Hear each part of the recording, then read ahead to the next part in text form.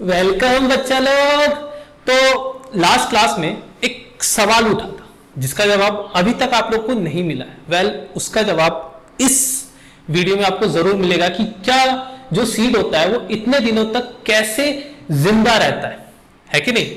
तो अगर आप लोग ने लास्ट क्लास अटेंड नहीं की है तो पहले जाके उस क्लास को अटेंड करो और उसका लिंक डिस्क्रिप्शन बॉक्स में आपको मिला हुआ है, और फिर आके ये क्लास अटेंड जरूर करना। तो यहां पे हमें पहले वो जवाब, जो सवाल का जवाब हमें चाहिए, उसके लिए हम लोग को कुछ प्रोसेस वो जानने पड़ेंगे, वो देखने होंगे कि वो कैसे होते हैं, है कि नहीं। हम लोग की बात थी सीड की कि जो सीड होता है उसके अंदर जो लिविंग पोर्शन है वो कैसे फॉर्म हुआ वो जानना बहुत जरूरी है। सीड वो कैसे फॉर्म हुआ वो जानना बहुत जरूरी है। उसके बाद ही हमें पता चलेगा कि सीड के अंदर जो भी लिविंग पोर्शन है, जो भी लिविंग पार्ट है, वो कैसे लिविंग कंडीशन में ही रहता है, इतने दिनों तक कैसे सरवाइव करता है, यह हमें जानना बहुत जरूरी है। तो पहले हमें यहां पे देखना होगा एक प्रोसेस है पॉलिनेशन।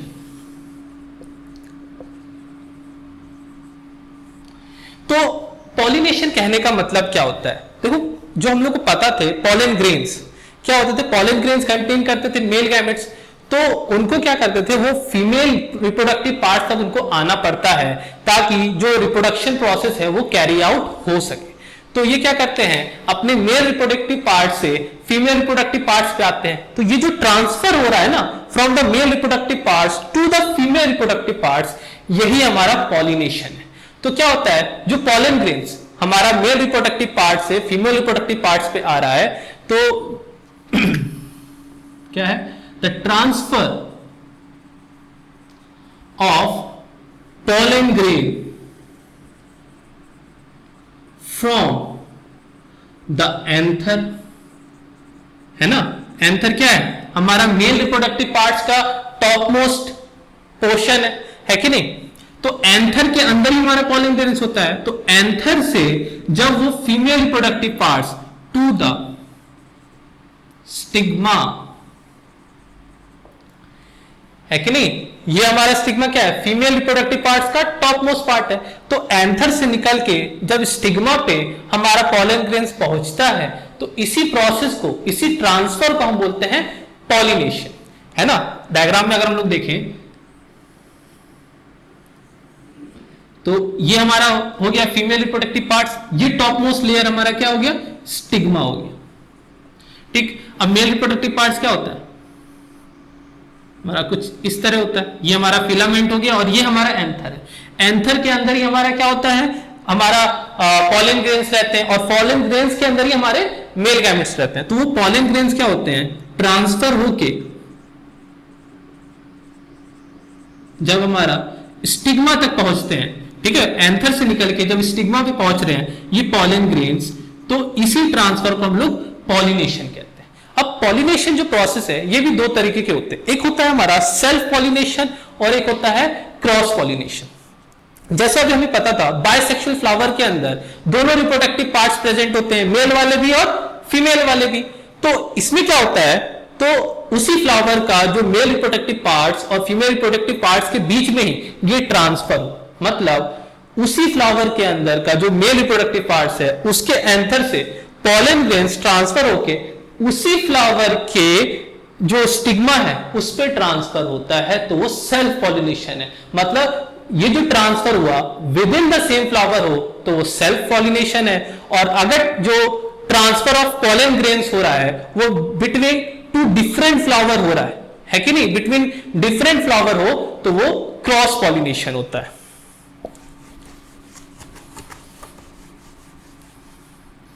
तो पॉलिनेशन हमने क्या देखा, ये दो तरीके हो जाते हैं, एक हमारा हो जाता है सेल्फ पॉलिनेशन और एक हमारा हो जाता है क्रॉस पॉलिनेशन। तो इसमें क्या है, सेल्फ पॉलिनेशन क्या हुआ, the transfer takes place within the same flower, और इसमें क्या हो गया, बिटवीन डिफरेंट फ्लावर, है कि नहीं, मतलब transfer of pollination between different flower जब होता है तो वो हमारा क्या होता है, क्रॉस पॉलिनेशन होता है। अब यहां पे कुछ चीज जाननी बहुत जरूरी होती है, जैसे यहां पे हमारा जो पॉलिनेशन हो गया ये तो इसमें हो गया है कि नहीं, तो ये किस थ्रू होता है, मतलब ये जो ट्रांसफर हो रहे हैं पॉलिनेशन में हमारे पॉलन ग्रेन्स के, ये किस की हेल्प, क्या किसी की मदद से हो रहे हैं? बिल्कुल। यहां पे आते हैं एजेंट्स ऑफ पॉलिनेशन, मतलब ऐसे कौन कौन से ऑर्गेनिज्म है या फिर इफेक्ट्स हैं जिनके कारण ये होते हैं, तो उसे हम लोग क्या बोलते हैं, एजेंट्स ऑफ पॉलिनेशन।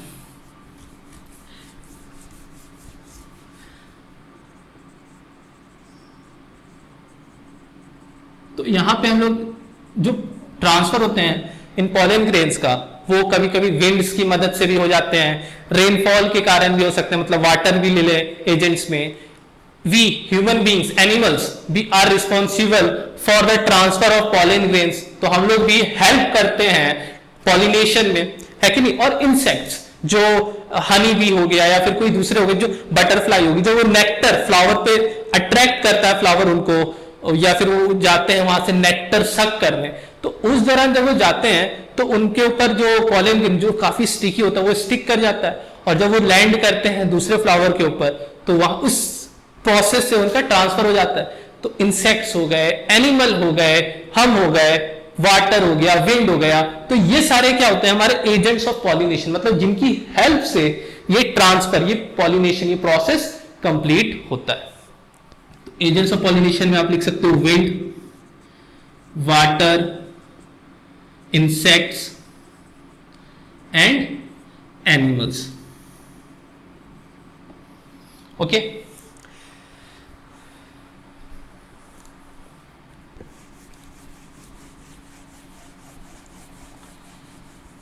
अब हमारा पॉलिनेशन हो गया, इसके बाद हमारा आता है फर्टिलाइजेशन।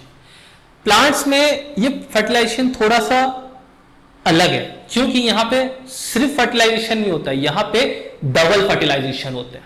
तो क्या है प्रोसेस, क्या है डबल फर्टिलाइजेशन में, तो डबल मतलब 2 बार, तो यहां पे 2 बार फर्टिलाइजेशन हो रहे हैं, मतलब 2 बार फ्यूजन हो रहे हैं।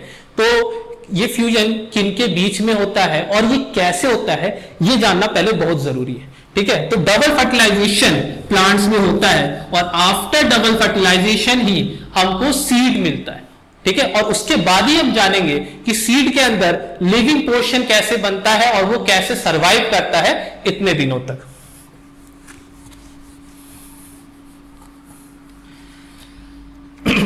तो हमारा पॉलिनेशन हो गया है ना, एक डायग्राम बना लेते हैं हम लोग फीमेल रिप्रोडक्टिव पार्ट्स का।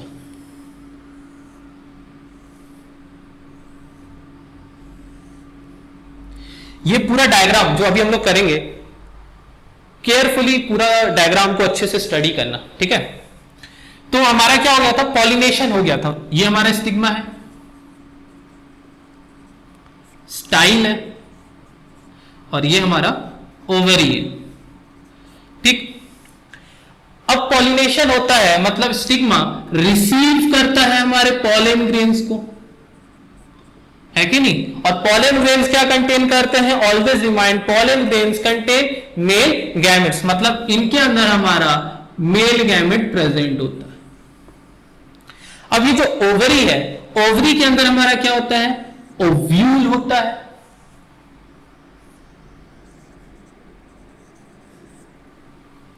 है कि नहीं। और ओव्यूल के अंदर हमारा फीमेल गैमेट प्रेजेंट होता है, ठीक। अब यहां पे स्टडी करो, मेल गैमेट यहां है, फीमेल गैमेट यहां है, इनका फ्यूजन होना जरूरी है, मतलब या तो ये यहां जाएगा या तो मेल गैमेट फीमेल गैमेट्स के पास आएगा, है। तो होता क्या है, हमने अभी तक देखा है दूल्हा ही दुल्हन के पास आता है, मतलब मेल गैमेट्स ही हमारा फीमेल गैमेट्स के पास आएगा, मतलब जो पॉलन ग्रेन्स के अंदर जो हमारा मेल गैमेट है वो हमारा ओव्यूल के अंदर जाएगा और फीमेल गैमेट के साथ फ्यूज करेगा। लेकिन यहां पे थोड़ा ट्विस्ट है, गड़बड़ है। गड़बड़ यह है, जो हमारा दूल्हा है, मतलब जो मेल गैमेट्स है वो काफी डरपोक है कि नहीं, काफी शाय करता है। तो वो अपने पॉलन ग्रेन को बोलता है, जो अभी तक जो उसको प्रोटेक्ट कर रहा था, कि तुम मेरे को वहां तक पहुंचा दो, बाकी मैं संभाल लेगा, मतलब मेरी शादी करवा लो, उसके बाद मैं देख लेगा। तो पॉलन ग्रेन बोलता है ठीक है, मैं तुमको वहां तक पहुंचा दूंगा। तो अब क्या होता है, ये ओव्यूल जो पॉलन ग्रेन्स होते हैं ना, ये क्या होते हैं ना, ये एक्सपेंड होते हैं। ये पॉलन ग्रेन्स क्या होते हैं, एक्सपेंड होना स्टार्ट करते हैं और पॉलन ट्यूब में कन्वर्ट होते हैं। ठीक है,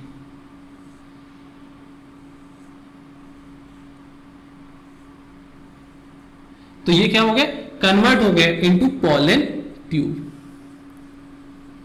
अब ये किस तरह के हो गए, एक्चुअली क्या होता है ना, ओव्यूल्स के अंदर काफी सारे ऐसे सेल्स होते हैं, जो हो सकते हैं ऐसे केमिकल्स होते हैं, जो क्या करते हैं, वो क्या करते हैं, इस पॉलन ग्रेन्स को एक्सपेंड होने में हेल्प करते हैं। कैसे, प्लांट्स की एक प्रॉपर्टी होती है कि वो रिस्पॉन्ड करते हैं टूवर्ड्स द केमिकल, मतलब उस प्रॉपर्टी को बोलते हैं केमोट्रोपिज्म। ठीक है, मतलब क्या है, प्लांट्स के पार्ट्स को या फिर प्लांट्स के अंदर रिस्पॉन्ड करने की एक कैपेबिलिटी है केमिकल्स की तरफ, है ना, तो उस प्रॉपर्टी को बोलते हैं केमोट्रोपिज्म। तो यहां भी ये जो पॉलन ग्रेन जो एक प्लांट का ही पार्ट है, वो भी इसी प्रॉपर्टी का यूज करता है, क्योंकि ओव्यूल्स के अंदर, ये जो हमारा ओव्यूल है, इसके अंदर हमारे सेल्स होते हैं, जो या फिर बोल सकते हो केमिकल्स प्रेजेंट होते हैं, जो क्या होता है, जिनकी तरफ ये पॉलन ग्रेन अट्रैक्ट होने लगता है, टूवर्ड्स मूव करने लगता है, ओव्यूल की तरफ मूव करने लगता है, और जैसे वो मूव करता है वो एक्सपेंड होता है और एक ट्यूब लाइक स्ट्रक्चर बनाता है, और उसको हम लोग बोलते हैं पॉलन ट्यूब। अब क्या होता है, ये पॉलन ट्यूब ही उन मेल गैमेट्स को कैरी करके हमारा ओव्यूल तक लेके आने वाले, तो हमारा ये पॉलन ट्यूब और एक्सपेंड करता है।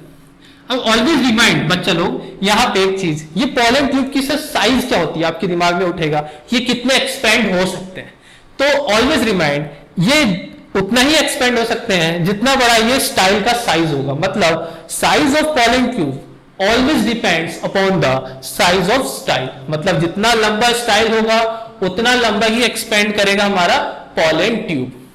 ठीक, तो मान लो ये वाला जो पॉलन ट्यूब है ना, काफी एक्साइटेड है शादी करने के लिए, तो ये मूव करता है काफी तेजी से, लेकिन यहां पर भी एक ट्विस्ट आ जाता है। ट्विस्ट ये आता है कि जैसे यहां आता है तो इसको क्या पता चलता है कि आगे तो रास्ता बंद है, आगे क्या है, रास्ता बंद है। एक्चुअली क्या होता है ना, यहां पे एक बैरियर लगा हुआ है, यहां एक बैरियर लगा हुआ है।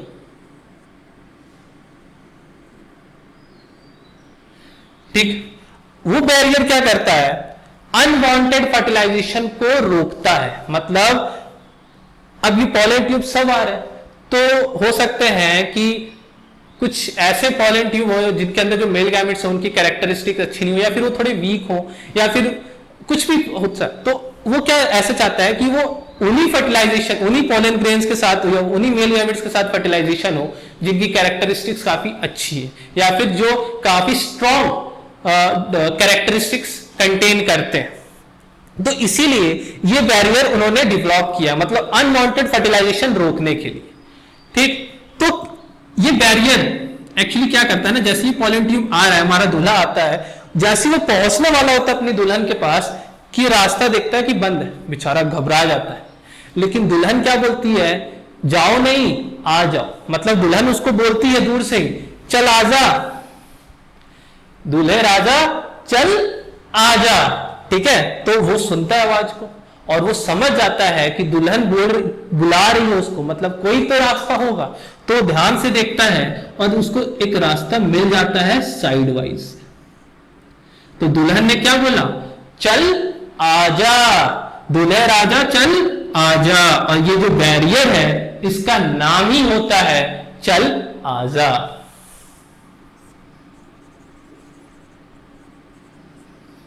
ओके, तो ये जो बैरियर था, जो अनवांटेड फर्टिलाइजेशन बचा रहा था, उस बैरियर का नाम क्या हो गया, चल आजा।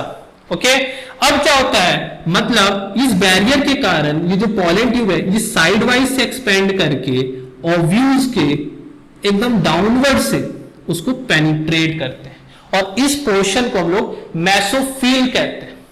ठीक है, मेसोपाइल पोर्शन कहते हैं जहां से ये हमारा ब्रेक थ्रू करेगा। ठीक, अब क्या हुआ इसको थोड़ा एनलार्ज में देखते हैं। ये हमारा ओव्यूल हो गया। इसमें क्या हुआ, हमारा ये जो पॉलन ट्यूब आया डाउनवर्ड से उसको पेनिट्रेट किया और क्या करते हैं, इसमें हमारे मेल गैमेट्स को अंदर भेज देते हैं। ठीक, अब मेल गैमेट्स अंदर जाके हमारी जो फीमेल गैमेट है उसके साथ फ्यूजन करेगा और जाइगोट फॉर्म कर देगा, है कि नहीं। ये तो एक प्रोसेस होता है। यहां पे तो एक ही फर्टिलाइजेशन हुआ है, यहां पे एक और ट्विस्ट है बच्चा लोग। ट्विस्ट ये है, ये जो हमारा ओव्यूल है, हमने अभी तक क्या जाना था, इसके अंदर हमारा एक फीमेल गैमेट है कि नहीं। लेकिन यहां पे कुछ और भी प्रेजेंट होता है और वो है हमारे दो पोलार न्यूक्ली।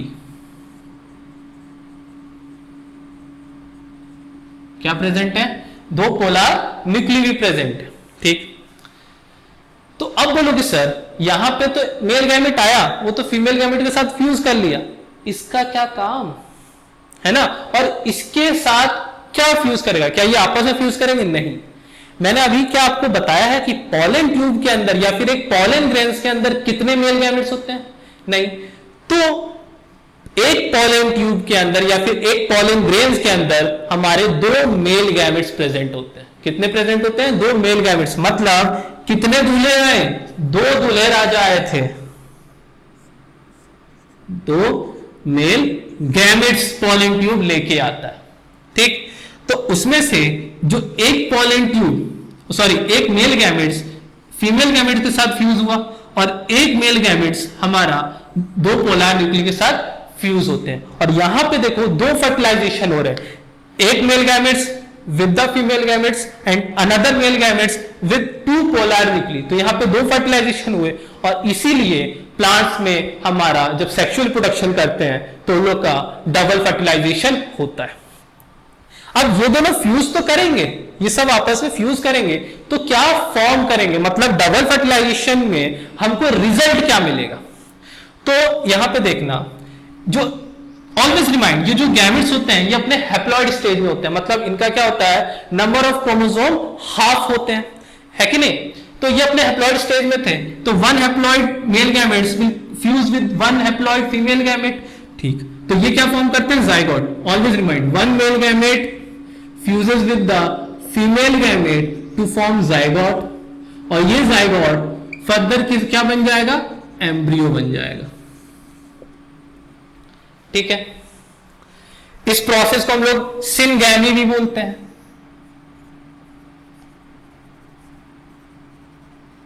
है कि नहीं। तो हमारा पहला फर्टिलाइजेशन हुआ, मतलब पहला सिनगैमी हुआ। ठीक, जिसमें हमको फीमेल गैमेट और मेल गैमेट फ्यूज करते हैं और हमको मिलता है जाइगोट, जो फर्दर हमारा एम्ब्रियो बनता है। उसके बाद जो अनदर मेल गैमेट है वो फ्यूज करेगा किसके साथ, दो पोलार न्यूक्ली के साथ। मतलब one male gamete fuses with two polar nuclei, one male gamete fuses with two polar nuclei to form endosperm। क्या फॉर्म करता है, एंडोस्पर्म फॉर्म करता है। और यहां पे देखो तीन हैप्लॉइड सेल कंबाइंड हो रहे हैं, इसलिए इसको हम लोग इस पूरे प्रोसेस को बोलते हैं ट्रिपल फ्यूजन।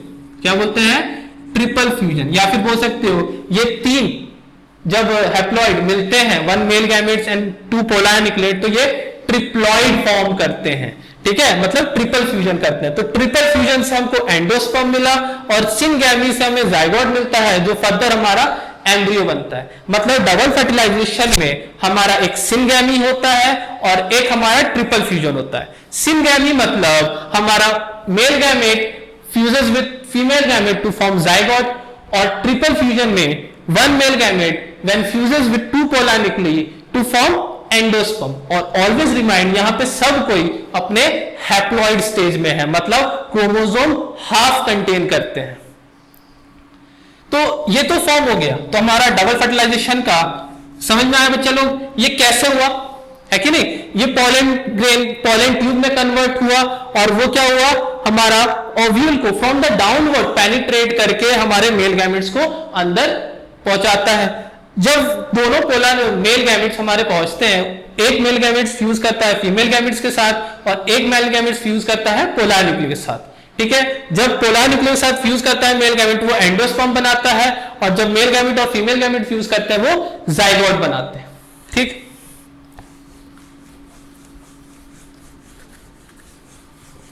तो डेफिनेशन हम लोग देख लेते हैं डबल फर्टिलाइजेशन का।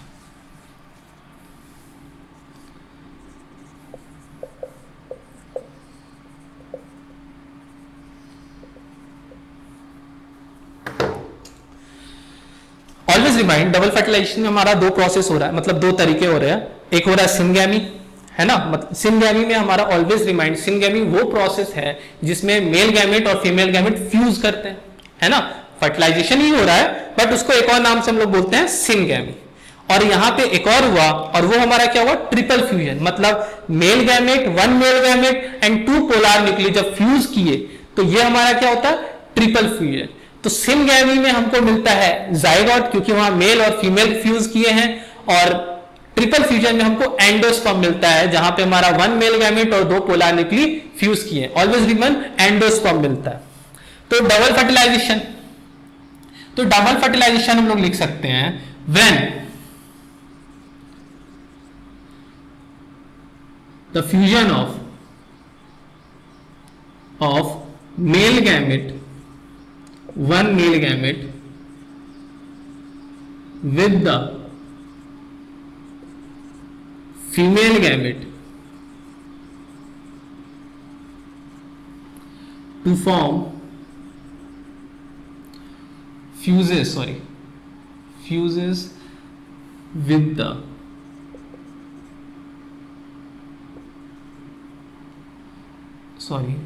वो ठीक था, when the fusion of male gamete with the female gamete to form zygote।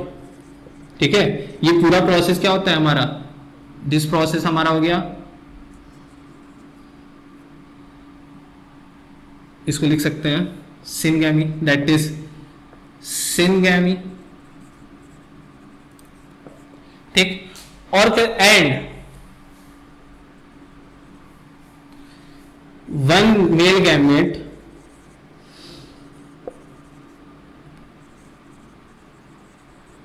fuses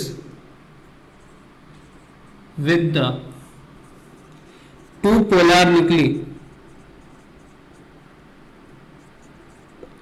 to form endosperm. ठीक है, तो इस प्रोसेस को क्या बोलते हैं, दैट इज ट्रिपल फ्यूजन। ठीक है, these two fertilization, these two fusion together termed as double fertilization। these two fusion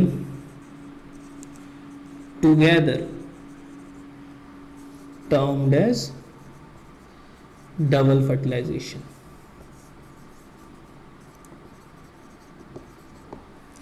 ठीक है बच्चा लोग, आई होप समझ में आया होगा। ऑलवेज रिमाइंड, ये जो डबल फर्टिलाइजेशन जो टॉपिक है बहुत ही इंपॉर्टेंट टॉपिक है हमारा बोर्ड एग्जाम के लिए। ओके, तो अब यहां पे हम लोगों ने देखा कि फ्यूजन हुआ और हमारा क्या रिजल्ट आया, एक जाइगोट फॉर्म हुआ और एक एंडोस्पर्म फॉर्म हुआ। किसके अंदर, ओव्यूल के अंदर।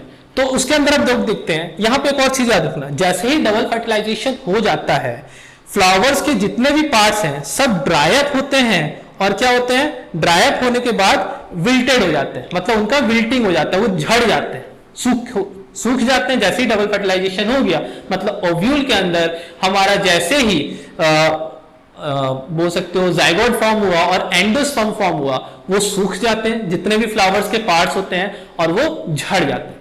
सिर्फ ओवरी और ओव्यूल को छोड़ के, ओव्यूल और ओवरी को छोड़ के फ्लावर्स के जितने भी पार्ट्स हैं सब झड़ जाते हैं सूखने के बाद। ठीक है, ड्राई अप होके झड़ जाते हैं। तो यहां पे हम लोग देखेंगे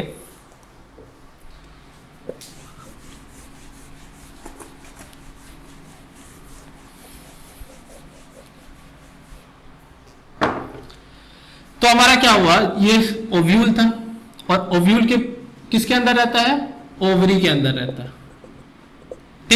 तो ओव्यूल के अंदर हमारा क्या फॉर्म हुआ, जाइगोट फॉर्म हुआ, है कि नहीं, और हमारा क्या हुआ, एंडोस्पर्म फॉर्म हुआ। ठीक है, अब क्या होता है, जैसे ये दोनों फॉर्म होते हैं, ओव्यूल और ओवरी को छोड़ के बाकी जितने भी पार्ट्स हैं सब ड्राई अप होके झड़ जाते हैं फ्लावर का, और यही दोनों सिर्फ बचते हैं। तो अब यहां पे होता क्या है, और ये जो ओवरी होता है ये हमारा कन्वर्ट हो जाता है फ्रूट में, और जो ओव्यूल होता है ये ओव्यूल हमारा सीड बनता है। ठीक, हम लोग कहां तक पहुंच गए, सीड फॉर्मेशन हमारा हो गया है, सवाल का आधा जवाब हमको मिल गया है। अब आगे देखो, तो हमारा क्या होता है, ओवरी जो होता है वो हमारा फ्रूट बनता है, और हम लोग देखे हैं फ्रूट्स के अंदर ही हमको सीड्स मिलते हैं। तो अब क्या है, ओवरी के अंदर ओव्यूल है, और वो ओव्यूल ही सीड में कन्वर्ट होता है,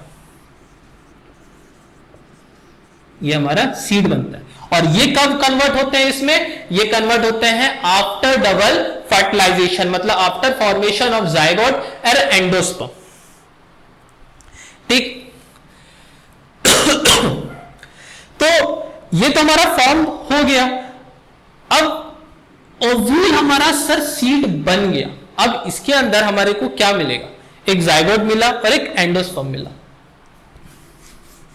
तो इस पे फोकस करना, सीड, ये हमारा एक सीड है जिसके अंदर हमारा जाइगोट है और एंडोस्पर्म है। ये जो जाइगोट है, ये जाइगोट ही फर्दर एम्ब्रियो कन्वर्ट होता है, और यही हमारा इसी पोर्शन से हमारे को प्लांट्स मिलने वाला है, मतलब नया इंडिविजुअल मिलने वाला है, मतलब यही हमारा लाइफ पार्ट है। मतलब जो जाइगोट था वो हमारा लाइफ पार्ट है।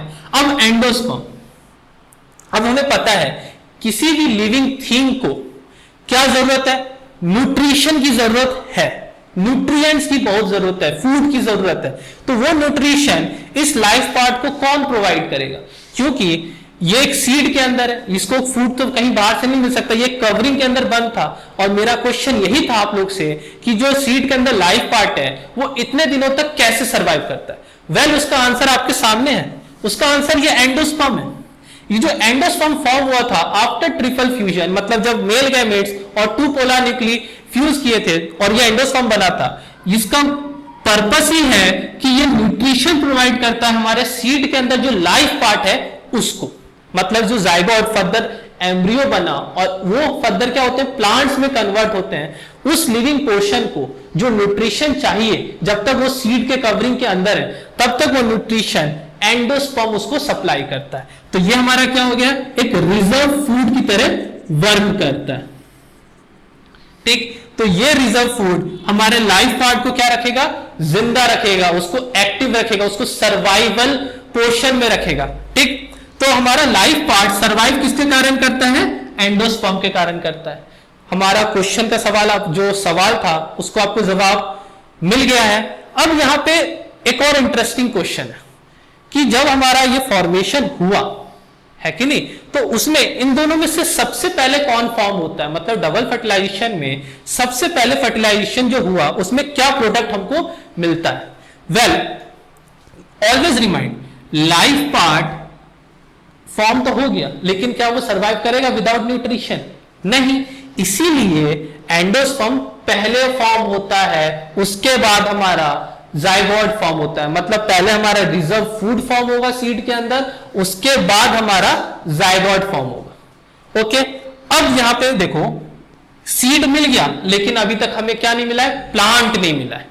तो प्लांट कैसे मिलता है, वेल, उसके लिए हमें क्या करना होता है, सीड को जर्मिनेट करना पड़ता है, उसको उसके फेवरेबल कंडीशन प्रोवाइड करने होते हैं, मॉइस्चर हो गया, न्यूट्रिशन हो गए, सनलाइट हो गए, ये सारे हीट हो गए, ये सारे फेवरेबल कंडीशन जब हम उसको प्रोवाइड करते हैं सीड को, और सॉइल, लैंड, तो ड्यूरिंग जर्मिनेशन हमारा जब जो सीड का कवरिंग होता है, जो कोटिंग होता है, वो ब्रस्ट करता है और वहां से हमारे प्लांट्स बाहर आते हैं। तो वेल, ये होता कैसे, जो हमारा सीड था उसमें जो हमारा लाइफ पार्ट था वो दो तरह पार्ट में बटा होता है, एक रेडिकल में और एक क्यूमुले में।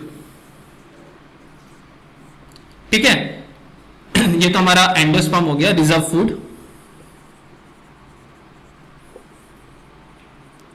तो वंस हम इसको जर्मिनेट करते हैं, इसको इसके सारे फेवरेबल कंडीशन प्रोवाइड करते हैं, तो ये जो लाइफ पार्ट के हमारा दो पार्ट है, रेडिकल और प्लूमुले। ये जो रेडिकल और प्लूमुले हैं यही हमारे प्लांट्स बनने वाले हैं। तो यहां से हमारा देखो, कोई भी प्लांट्स को ग्रो करने के लिए सबसे पहले चाहिए होता है एक रूट सिस्टम। मतलब यहां से जब हमारा लाइफ पार्ट एक प्लांट्स में कन्वर्ट होगा, सबसे पहले वो फॉर्म करेगा हमारा एक रूट सिस्टम। वंस उसका रूट सिस्टम फॉर्म हो जाता है, उसके बाद वो अपना ऊपर पोर्शन, मतलब जो शूट सिस्टम होता है उसका, वो फॉर्म करता है। मतलब ऊपर वाला पोर्शन, ठीक है, जो जमीन से ऊपर जितना भी पोर्शन होता है उसको फॉर्म करेगा। तो सबसे पहले वो अपना क्या करता है, रूट सिस्टम फॉर्म करेगा। तो यहां से हमारा सबसे पहले रूट्स बाहर आते हैं, रेडिकल। वंस हमारा रेडिकल ग्रो कर जाता है तो जो हमारा प्लूमुले होता है वो ग्रो करना स्टार्ट करता है। मतलब रेडिकल हमारा रूट सिस्टम फॉर्म कर रहा है और प्लूमुले हमारा शूट सिस्टम बनेगा। तो यहां पे आपको जो जानने की जरूरत है वो क्या है कि जो पहले रेडिकल है वो रूट सिस्टम फॉर्म करता है और प्लूमुले उसके बाद ग्रो करेगा। तो जो लीव्स या फिर जो शूट सिस्टम, वो तो जमीन के अंदर से ही स्टार्ट हो रहा है ग्रो करना। तो अब वो तो ग्रीन पार्ट है सर, वो तो फोटोसिंथेसिस करके अपना फूड बनाता है।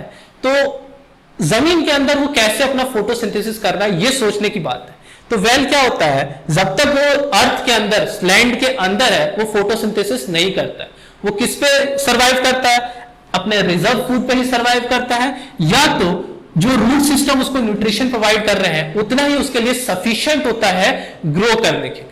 और वंस वो ग्रो करके जैसे ही हमारा लैंड से बाहर आता, मतलब जमीन से बाहर आ जाता है, वो अपना फोटोसिंथेसिस स्टार्ट कर देता है, क्योंकि उसको जो सनलाइट चाहिए और अदर नेसेसरी रॉ मटेरियल जो उसको चाहिए वो उसको मिलने लगते हैं, और वो फिर अपना ग्रो करते एक कंप्लीट प्लांट का स्ट्रक्चर फॉर्म कर लेता है। तो अभी तक हम लोग बच्चा लोग देखा कि फ्लावर से हमको सीड मिलता है, और वो सीड को जब हम जर्मिनेट करते हैं तो उस सीड के अंदर जो लाइफ पार्ट होता है वो हमारा एक प्लांट बनता है। तो ये हमारा सेक्सुअल रिप्रोडक्शन इन प्लांट्स आज खत्म होता है। नेक्स्ट वीडियो, जो नेक्स्ट क्लास आपकी आने वाली है, वो हमारा सेक्सुअल रिप्रोडक्शन पे रहेगा, लेकिन ह्यूमन बींग्स के ऊपर रहेगा, और उसका लिंक हम लोग ने डिस्क्रिप्शन बॉक्स में दे दिया है। तब तक के लिए मैं सौरभ सिंह साइन आउट होता हूं। जय हिंद।